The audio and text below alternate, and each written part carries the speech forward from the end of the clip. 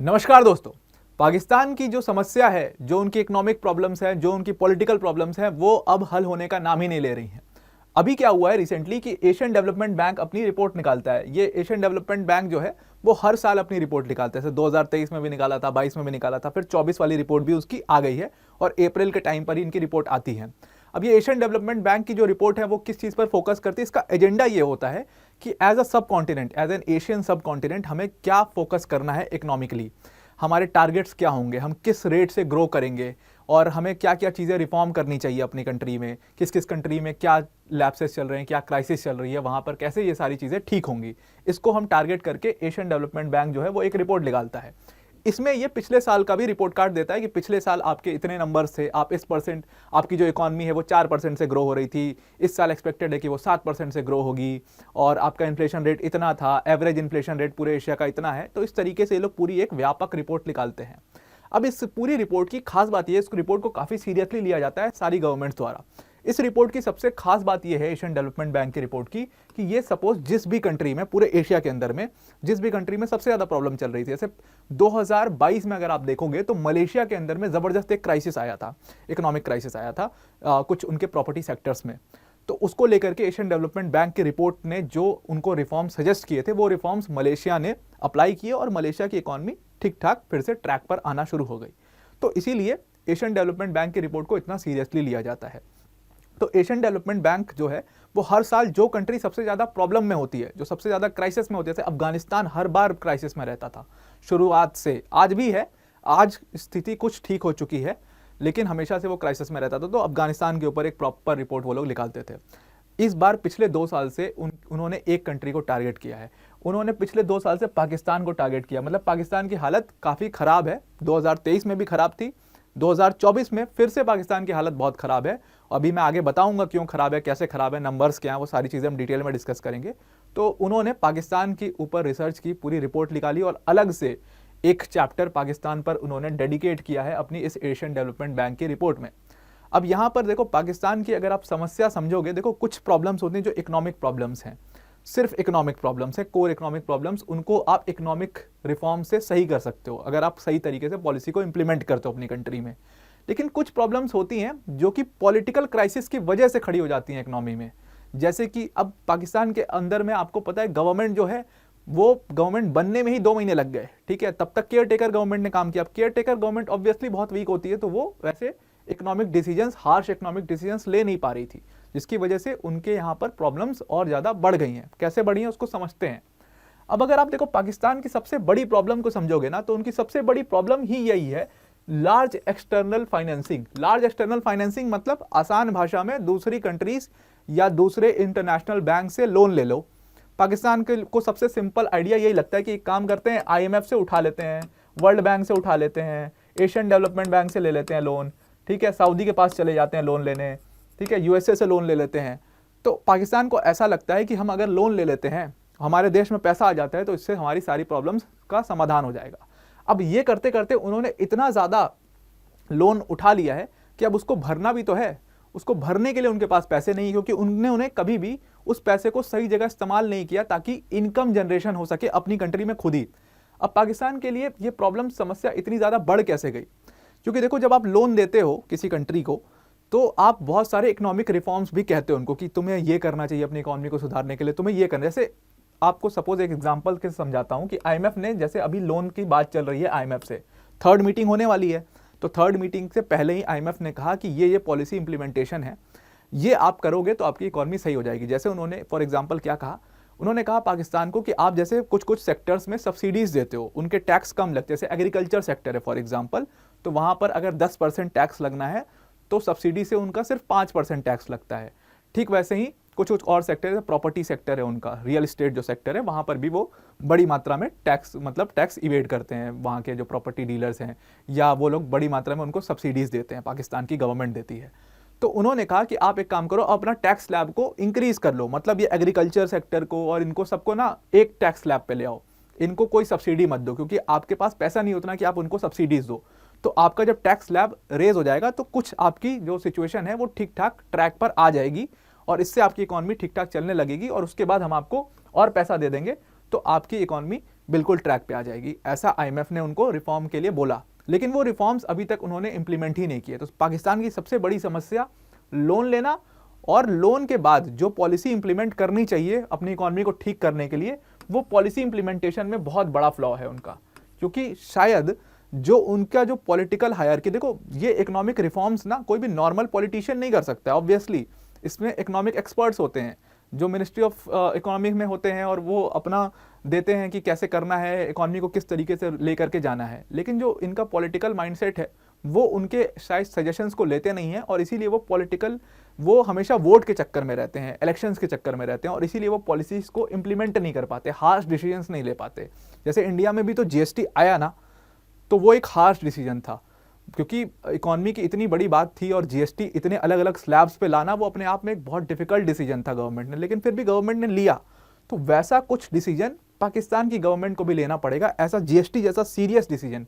खास तौर से टैक्सेशन के लिए ही बोला आईएमएफ ने कि आप टैक्स इंक्रीज कर दो, लोगों पे उसकी मार पड़ेगी अभी 3-4 साल 5 साल, बट 5 साल में आपकी इकोनॉमी फिर ट्रैक पर आ जाएगी।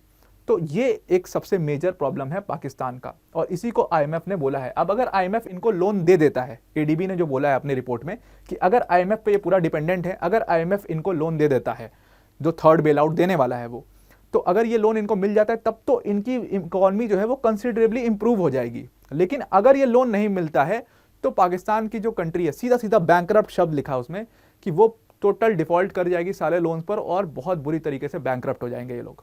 अब पाकिस्तान की इकोनॉमी को लेकर के एडीबी जो है, एशियन डेवलपमेंट बैंक, ये इतना कंसर्न है क्यों? नंबर्स को देख करके, डेटा को देख करके कंसर्न है। क्यों कंसर्न है आप समझना डेटा को देख करो, कि एडीबी ने अपना जो पूरे एशिया का जो है वो एवरेज डेटा देता है हर साल, तो इस साल भी उसने दिया। उसने कहा है कि एशिया की ऑलमोस्ट हर कंट्री जो है वो 4.9% से उसकी इकोनॉमी ग्रो करेगी। लेकिन वहीं पर अगर आप पाकिस्तान की इकोनॉमी देखोगे तो पाकिस्तान की इकोनॉमी जो है वो उसके फोरकास्ट से 2.5% से वो ग्रो करेगी। ये एडीबी का ही डेटा है।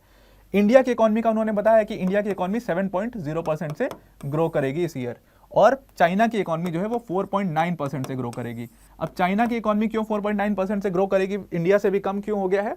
बिकॉज चाइना की प्रॉपर्टी सेक्टर में, रियल एस्टेट सेक्टर में जबरदस्त क्राइसिस चल रहा है। कभी एक जियोपॉलिटिकल एनालिसिस की वीडियो मैं बना दूंगा, उसमें मैं डिस्कस कर दूंगा कि क्यों चाइना में इतनी सारी जियोपॉलिटिकल लेवल पर जो उनका प्रॉपर्टी सेक्टर था वो क्यों इतना ज़्यादा वहाँ पर क्राइसिस चल रहा है। क्योंकि चाइना के अंदर में ना, आपने सुना होगा बहुत सारी घोस्ट सिटीज़ हैं। घोस्ट सिटीज़ क्यों हैं? क्योंकि एक टाइम पर, अगर आसान भाषा में आप समझो, तो एक टाइम पर इन्होंने एम्प्लॉयमेंट को जनरेट करने के लिए, बूस्ट करने के लिए ज़बरदस्त कंस्ट्रक्शन शुरू कर दिया था, ज़बरदस्त प्रॉपर्टीज़ बनाना शुरू कर दिया था, ताकि लोगों को एकदम से एम्प्लॉयमेंट मिल जाए। लेकिन अब इतने सारे फ्लैट्स, इतने सारे बिल्डिंग्स इन्होंने बना दिए कि वहाँ पर रहने के लिए लोग ही नहीं हैं, और वो घोस्ट सिटीज़ हो चुकी हैं। तो जो पैसा इन्होंने इन्वेस्ट किया वो वापस भी तो आएगा। तो वो बबल इनका जो था, जो कंस्ट्रक्शन का बबल था, वो बर्स्ट हो चुका है, और पूरी तरीके से वहाँ पर प्रॉपर्टी सेक्टर में क्राइसिस हो चुका है, और इसीलिए इनकी इकोनॉमी जो है वो 4.9% से ग्रो करेगी, ऐसा कहा जा रहा है। इसके ऊपर एक डेडिकेटेड वीडियो में हम डिस्कस करेंगे। अभी फिर से आ जाते हैं पाकिस्तान के ऊपर। तो अब आप समझो कि पूरा जो एवरेज है एशिया का वो है 4.9% और पाकिस्तान का 2.5%। ये एक बहुत बड़ा कंसर्न है। इसके अलावा जो दूसरा कंसर्न है वो तो ज़्यादा बड़ा है। दूसरा कंसर्न ये है कि इन्फ्लेशन का रेट पूरे एशिया में इस बार ऐसा माना जा रहा है कि डिक्लाइन करेगा, और ये 3.2% तक पहुंच जाएगा इन्फ्लेशन का रेट, जो कि बहुत कम होता है।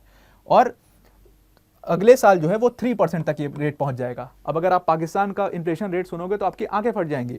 पाकिस्तान का इन्फ्लेशन रेट, आज ही मैं चेक कर रहा था, ऑलमोस्ट 29% तक पहुंच चुका है, विच इज़ ह्यूज, और इसको ट्रैक पर लाना बहुत मुश्किल है। अब क्या हुआ था कि देखो 2020 में आया था कोविड, तो 21 और 22 का अगर आप डेटा देखोगे तो ये सारी कंट्रीज में, एशिया की नहीं मतलब दुनिया की सारी कंट्रीज में इन्फ्लेशन का रेट थोड़ा बढ़ा था, लेकिन सारी कंट्रीज की जो इकोनॉमिक लेवल है काफ़ी अच्छा है, तो उन्होंने उसको फिर से मैनेज कर लिया। लेकिन पाकिस्तान इसको मैनेज करने में असमर्थ रहा ड्यू टू वेरियस रीजंस। और 2023-24 में ये बताया जा रहा है कि ये जो इन्फ्लेशन का रेट है ये और ज़्यादा कम होगा। लेकिन पाकिस्तान का बिल्कुल विपरीत सिचुएशन है। उनका सिचुएशन ये है कि ये इन्फ्लेशन का रेट 29% जो अभी है, ये और बढ़ करके और आगे जाएगा, और ये 30% 40% क्रॉस कर जाएगा ये इन्फ्लेशन रेट। अब इनके लिए समस्या आगे चल करके और ज़्यादा होने वाली है इन्फ्लेशन को लेकर के। क्यों होने वाली है?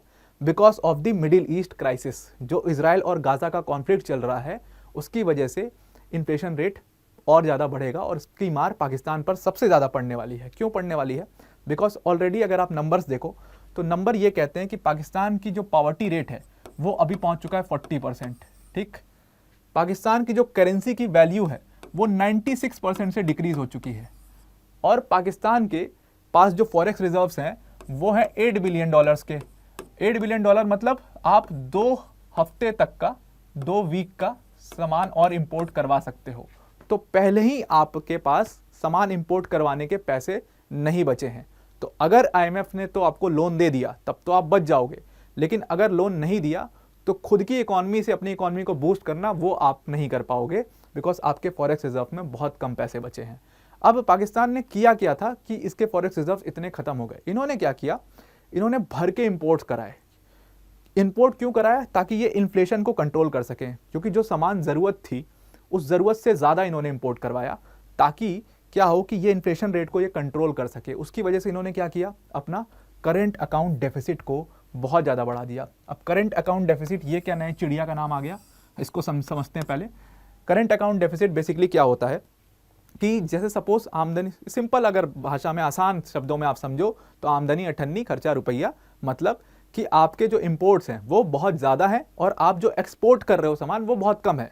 मतलब आप इनकम खुद की जनरेट नहीं कर पा रहे हो, आपके पास उतने एक्सपोर्ट करने के लिए चीज़ें ही नहीं है आपके पास, लेकिन आप इंपोर्ट भर भर के कर रहे हो। तो उससे क्या होगा, वो एक माइनस में जाता जाएगा ना। मतलब मैं 20,000 रुपये कमा रहा हूँ और मेरा खर्चा 30,000 का है, तो हर महीने मैं 10,000 के डेफिसिट में जा रहा हूँ।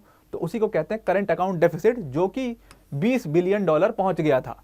और इसी से कहा जा रहा था कि अब पाकिस्तान बैंकरप्ट कर हो जाएगा, लेकिन वहां पर आईएमएफ ने उसकी हेल्प कर दी, थोड़ा पैसा दे दिया और ये अब $14 बिलियन है। लेकिन ये भी बहुत ज़्यादा होता है, ये भी करंट अकाउंट डेफिसिट। अगर आप इसको कंपेयर करोगे पाकिस्तान की इकोनॉमी, पाकिस्तान की जीडीपी के हिसाब से, तो ये बहुत ज़्यादा बहुत बड़ा नंबर है। तो यहाँ पर ये करंट अकाउंट डेफिसिट और ज़्यादा बढ़ जाएगा इनका, क्योंकि अब इनका इन्फ्लेशन रेट पे भी बहुत ज़्यादा बढ़ने वाला है। बिकॉज जो मिडिल ईस्ट के अंदर में क्राइसिस चल रही है उसकी वजह से क्या होगा, इस हफ्ते क्या हुआ कि ऑयल के प्राइसेस बहुत ज़्यादा बढ़ गए। अब जैसे ही ऑयल के प्राइसेस बढ़े, ऑटोमेटिकली सारी चीज़ों के प्राइसेस बढ़ जाएंगे। अब ये जब सारी चीज़ों के प्राइसेस बढ़ जाएंगे, ऑलरेडी आपके पास फॉरेक्स रिजर्व में कम पैसा है, तो आप सामान और कम मंगाओगे, ज़रूरत से बहुत ज़्यादा कम मंगाओगे। ऑलरेडी आप कम मंगा रहे हो और ज़रूरत से और कम मंगाओगे, तो उससे क्या होगा, इन्फ्लेशन रेट तेज़ी से ऊपर भागेगा। और जैसे इन्फ्लेशन रेट आप समझ लो 40-50% से ज़्यादा होता है किसी भी कंट्री में, तो वहाँ बहुत बड़ी प्रॉब्लम्स हो जाती है। और इसीलिए इन्हीं सब कंसर्न्स को लेकर के एशियन डेवलपमेंट बैंक ने रिक्वेस्ट किया है पाकिस्तान से कि जो आपको रिफॉर्म्स आईएमएफ ने बताए हैं उसको तुरंत अगर आपने लागू नहीं किया तो फिर आपकी इकॉनमी को कोई भी नहीं बचा सकता। आपकी इकॉनमी ऑलरेडी हाई रिस्क में चल रही है और बहुत अनसर्टेनिटी है उसमें।